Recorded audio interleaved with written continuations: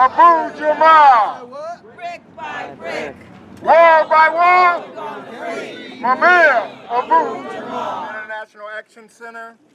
We're here today for the international offensive to free Mumia Abu Jamal and all political prisoners.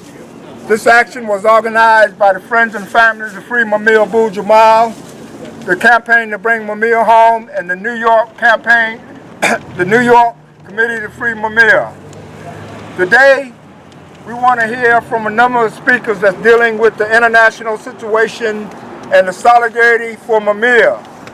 We are happy that we had a chance to get in the street to raise the question of Mumia, to raise the question of other political prisoners like Omar, like someone from the Honduras committee will be speaking to us, to raise Puerto Rico, and to raise the community at home, the attacks on our brothers and sisters in prison right here. Mumia será libre como Omar. Son líderes y seguirán peleando por los derechos. Libertad para todos los presos políticos. Libertad para todos los presos políticos. Justicia para todos los presos políticos. Libertad. Libertad. Justicia.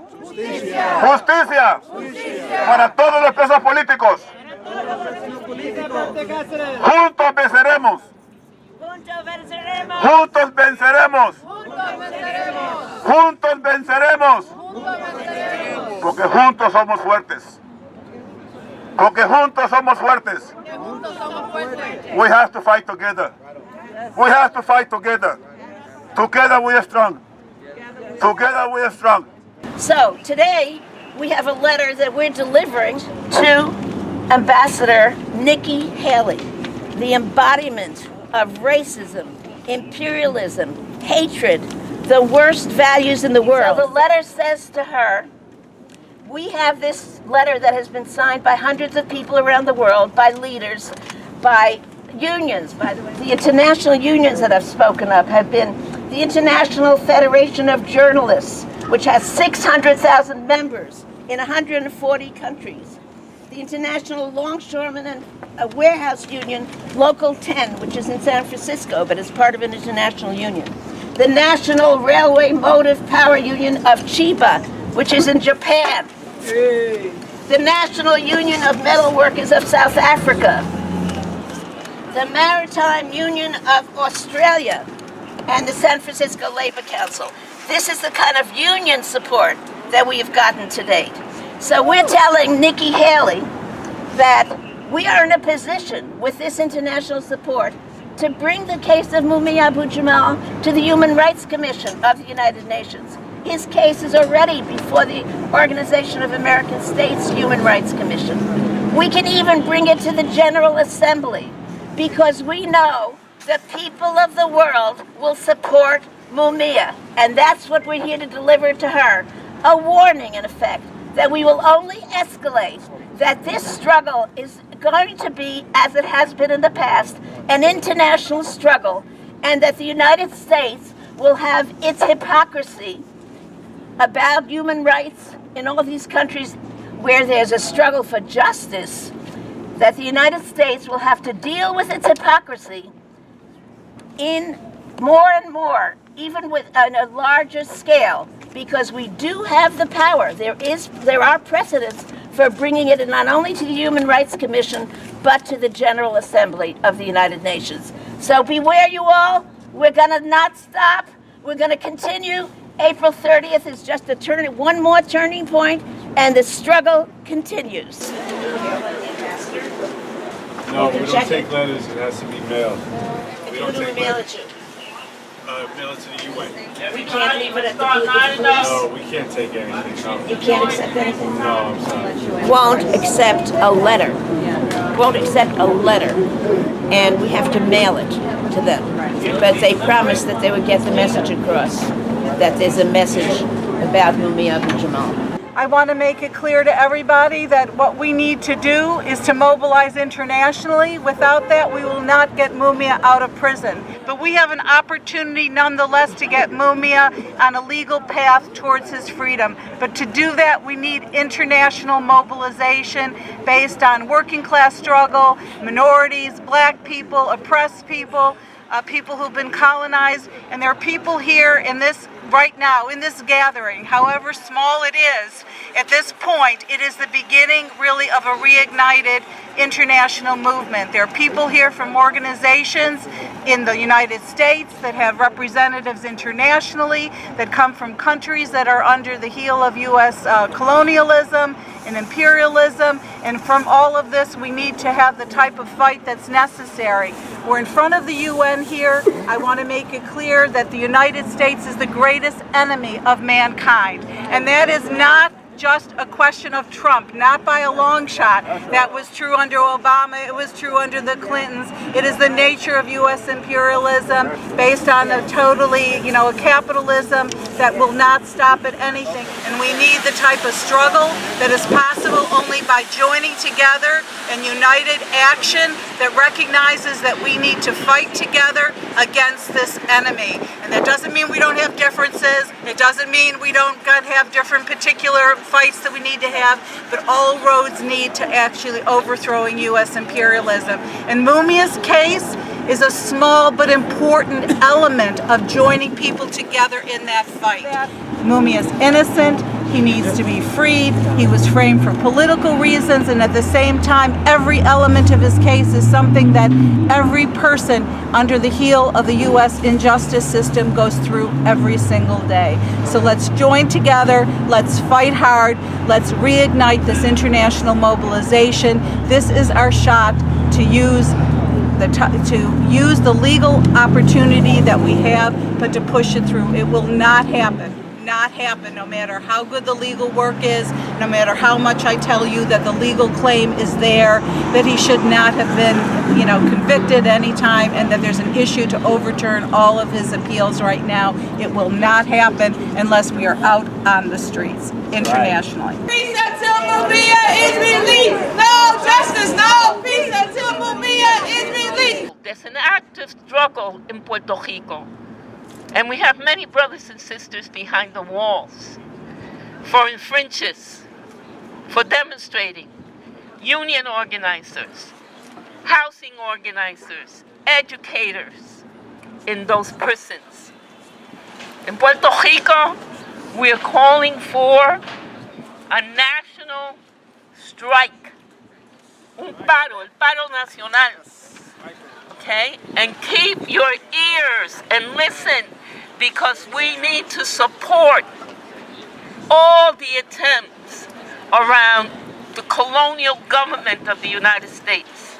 Mumia has kept this movement alive because he is the voice of the voiceless.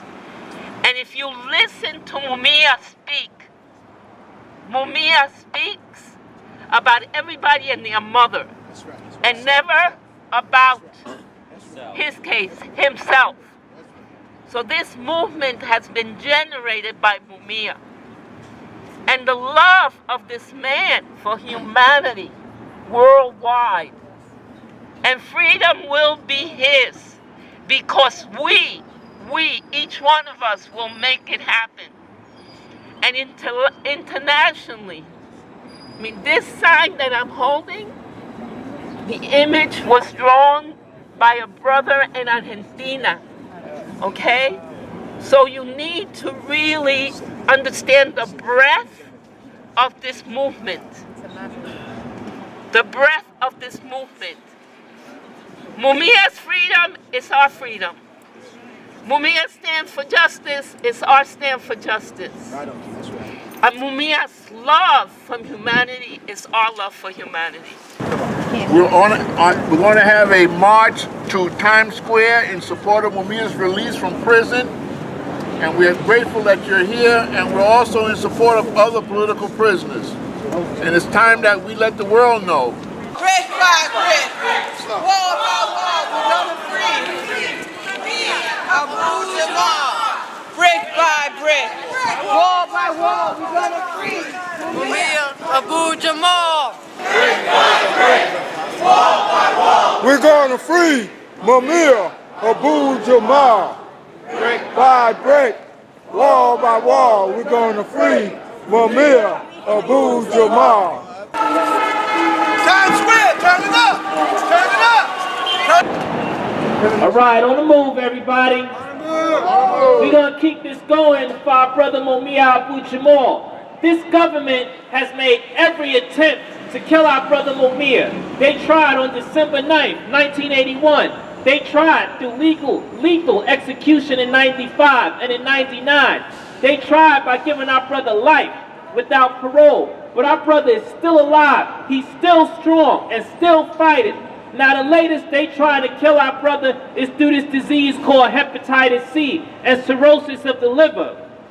We made it loud and clear to this government that we will not let them take the life of our brother Mumia Abu-Jamal. We have fought valiantly for over 30 years to bring our brother home, and we not stopping. We telling people on April 30th to pack the courthouse in Philadelphia as we continue to put pressure on this government to fight for the release of our brother Mumia Abu-Jamal. From 1981 and to now, we still haven't backed down, and we not backing down until our brother is home. Need him free. That's the only way he's going to get the full and proper health care that he needs if he has his freedom. And it's also important that we continue this fight together, that we continue to unify the many different oppressive issues that we're fighting against. Because this is not just an issue for Mumia, but this is an issue around all the oppressions that we face day in and day out of our daily lives. We're here today in solidarity and to demand that Mumia be freed, to demand that Herman Bell be released, and all political prisoners. If you're not careful, the newspaper will have you hate the oppressors and not, hate the oppressed and not the oppressors. So when you look up, when you Google Mumia, you're gonna see cop killer. When you Google Lolita Lebron right here, terrorist. When you Google Asada Shakur, she's a cop killer. When you Google Oscar Lopez Rivera, that's freed, like it says on my button right here, freed. He's a bomber, but he wasn't. When you look up these cases, they didn't get arrested for what they're saying, what the media is telling you. Because he never bombed anything. What did he get arrested for? Seditious conspiracy. What the hell is seditious conspiracy? Oh, to overthrow the government. Wait a minute. But the Declaration of Independence said that we could do that, right? And you said that we Puerto Ricans are citizens, but without our vote. We didn't get to choose that. You only gave us that because you wanted our man to fight your war. We're out here fighting for jobs, not jails. And this prison industrial complex, which Mumia exposed so eloquently, we're fighting for schools, not jails, not austerity and cutbacks. Like the teachers have to go on strike just to get a living wage all over different states in this country, in Puerto Rico, in Mexico, and other places. Mumia is a member of the National Writers Union, that's the United Auto Workers Local 1981, and they have resolved many times in support of his right to a fair trial.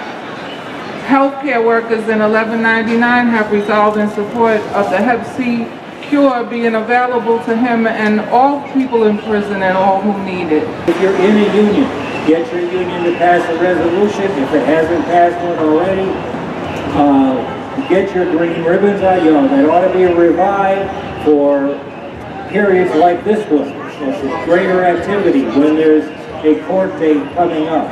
Solidarity with Mumia. And a $10 pill, $800 for treatment anywhere else in the world. They jacked up the price to $80,000, okay?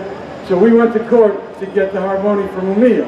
But because we won, thousands of other prisoners and veterans who are being denied harmony and people on Medicaid who are being denied harmony are now suing to get harmony, okay? So this is not just about Mumia, okay?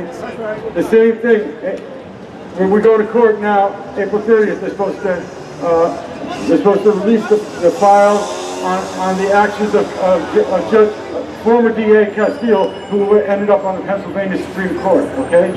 But the memo that we've already found, okay, which indirectly references other memos that they're hiding, okay, and that we need released.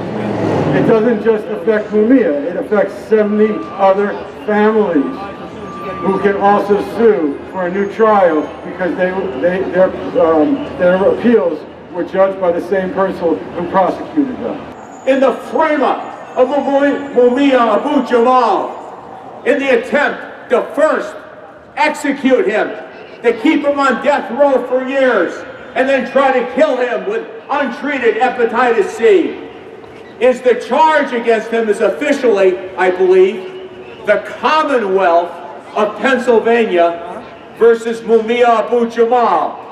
Pennsylvania is no Commonwealth. It should have read the wealthy of Pennsylvania and the entire United States against this freedom fighter. Who really runs Pennsylvania? It's not working and poor people. There are more DuPont estates in Pennsylvania than there are in Delaware. The Mellons that control Alcoa and Mellon, New York Bank Mellon, they wanted to execute Mumia. 45 years before super racist Donald Trump got into the White House, these super rich families in what they call the main line outside of Philadelphia, the wealthy area of nothing but mansions, they put super racist Frank Rizzo in Philadelphia City Hall, who told his supporters to quote-unquote vote white. This is Philadelphia, old money. It's old racist money. Stand tall for justice. Stand tall for the wrongfully incarcerated. And stand tall with each other.